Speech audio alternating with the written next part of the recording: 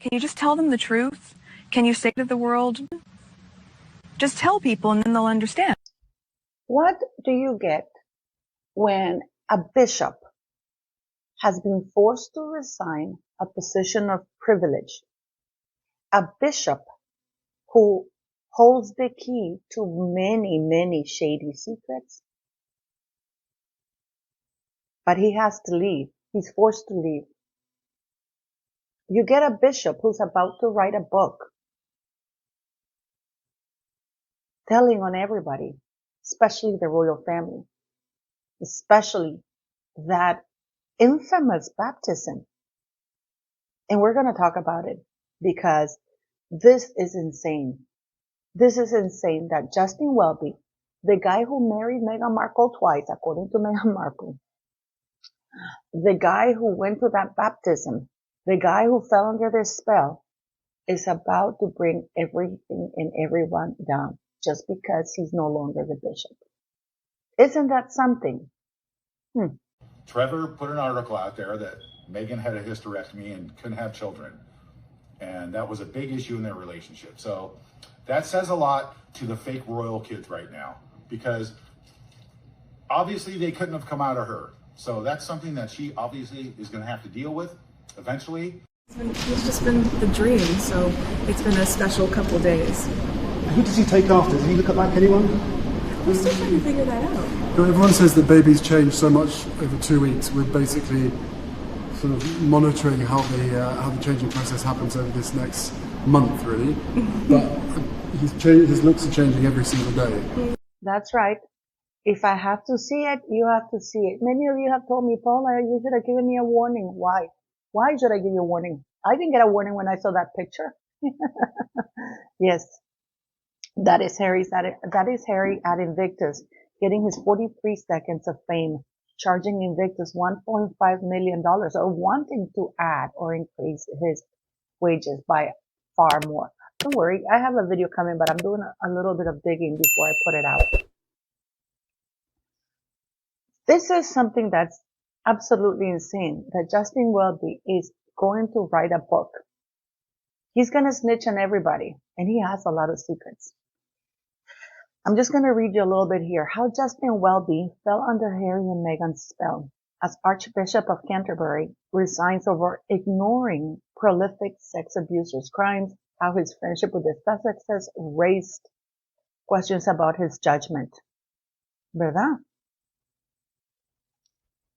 This is an article that talks about how close Justin Welby it is to Harry and Meghan, which is incredibly unusual. He was praising Meghan Markle while she was bullying or allegedly bullying everybody else. Now that we know how her behavior was before the wedding, during the wedding, after the wedding especially.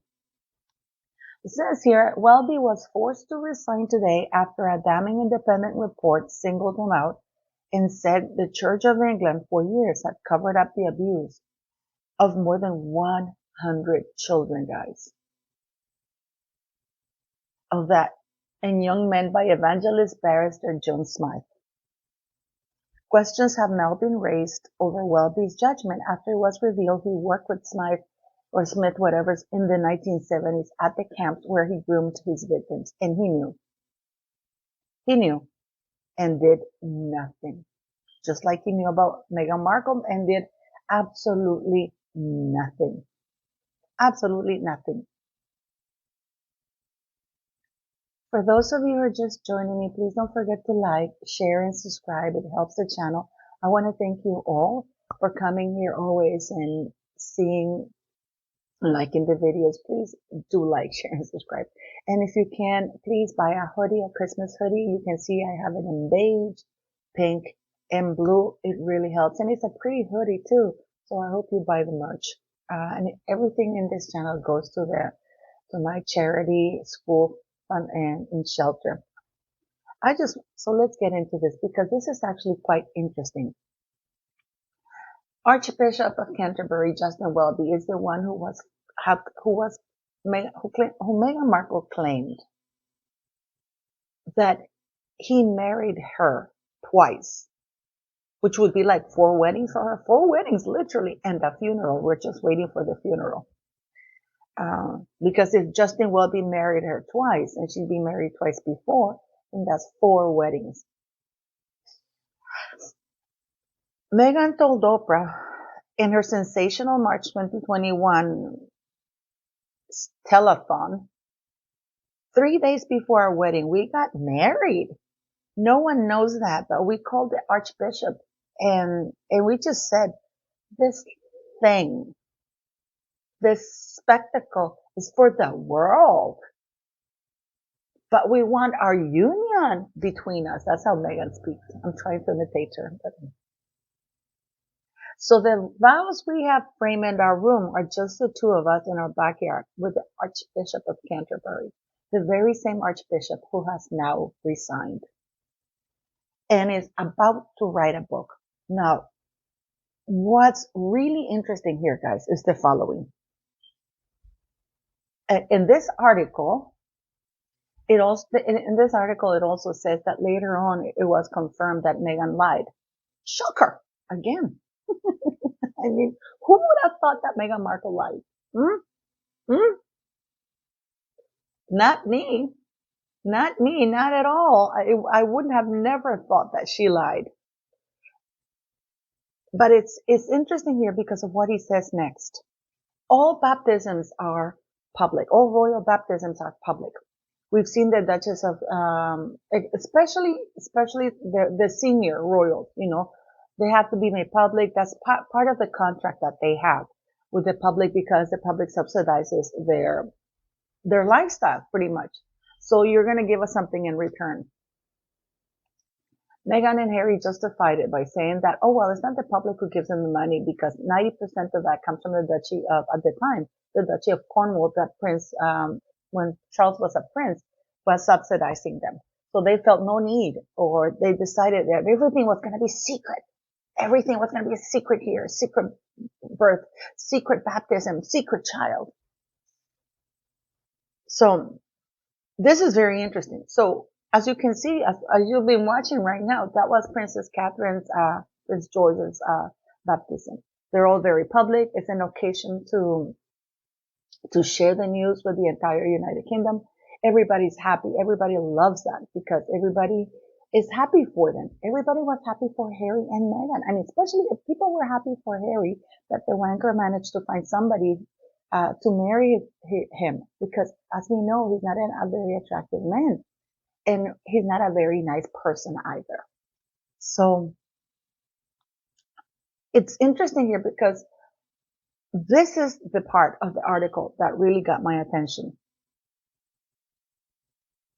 It says, however, the year after the wedding, in 2019, Welby was once again dealing closely with the royal couple when he christened their first child, Archie, in the private chapel at Windsor Castle.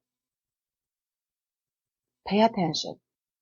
He was forced to leave the most important meeting in the Church of England calendar because the Duke and Duchess of Sussex chose to baptize their son during the General Synod. At the Times, senior clerics were mystified when, without explanation, he pulled out of the Saturday session of the 4-day meeting in York in July 2019. It wasn't until 2 years later that it emerged the reason for his absence was due to the christening. A well-placed source at the time said the sudden change in the then Archbishop's diary raised eyebrows. The Sussexes certainly didn't consult others as to what date might suit best. That just wasn't a consideration. But Welby's loyalty to the Sussex didn't stop at sacrificing his Church of England duties for them. In an interview with the Times in 2019, he said that the couple were entitled to take time off because they're not superhumans and poor Meghan. Now, everybody knew when Archie was being baptized.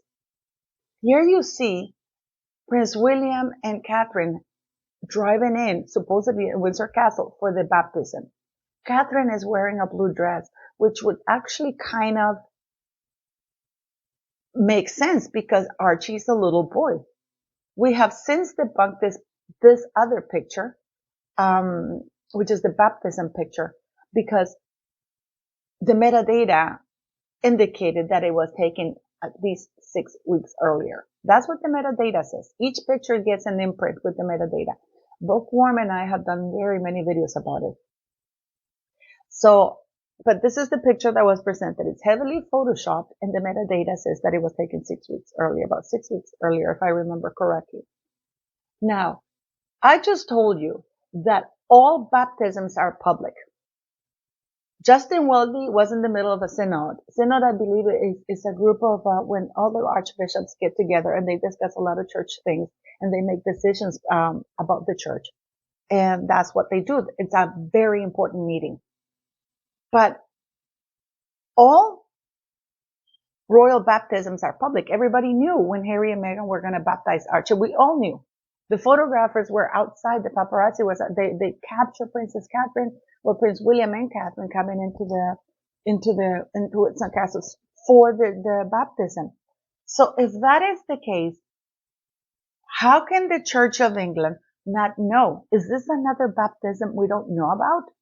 Because everybody knows. I mean, the article with this picture, they were all waiting. Oh, we just captured Princess Catherine going into the church, into Windsor Castle for Archie's christening. So it was a very public thing. So if it was a very public thing, how can they not know? How can the bishops only find out 2 years later that he had gone on to baptize Archie? Is this a different baptism that we're talking about? Because nobody's talking about this. This article is giving us plenty of information. How can that be? How can that be that the bishops of the Church of England did not found out 2 years later that the Archbishop of Canterbury had gone to baptize Archie? We see the Princess Catherine going in with one dress and then getting pictured with another. People have said, oh, well, she changed. Why would she? They all came up dressed. She was dressed and had her hair done when she went. She was photographed there. Isn't that interesting little data that the press is leaking and nobody's picking on it? Because everybody knew why would the Archbishop of Canterbury keep it a secret that he was baptizing a royal baby? And Bookworm actually did a video about it because she said that he was supposed to be at the synod and not baptizing the child, which meant that they had lied about it, but apparently he snuck out. He snuck out and he's the one who baptized him. But I remember at the time, everybody knew that he was baptizing them. So why the secret? Why tell more lies? And the worst part of it all is that the Archbishop of Canterbury is really angry that he has been forced to resign from his position. And he is going to write a book, a tell-all book. Now, I wonder what the seal of confession is. I know under Catholicism, because I'm a Catholic, priests are not allowed to reveal the secrets under confession. But I don't know very much about the Anglican Church. And besides, he can very well use a third party and leak information like crazy. But he is determined to write a book. Because of course, why not? This is the era where people are brave. And I hope he does. I hope he does, and I hope he comes clean and tells us exactly what happened at that baptism, because that little story that they sold us is not the right one. And Harry and Meghan have every right to be scared in their boots for what's going to come, because when a priest talks, clearly this man has zero values. This man has zero values and is not above writing everything that he knows. I mean, please tell me, what do you think? Do you think that if he does write the book, I will be one buying it. But what do you guys make of it? What do you guys think? Please let me know, because this is going to be interesting. Where are we going to finally find out about that baptism and what really went on? I'd like to know. Because as Thomas Markle Jr. said, those babies are not hers. She had a hysterectomy, according to Thomas Markle Jr. So please let me know, beautiful people. And again, thank you for watching, sharing, and liking.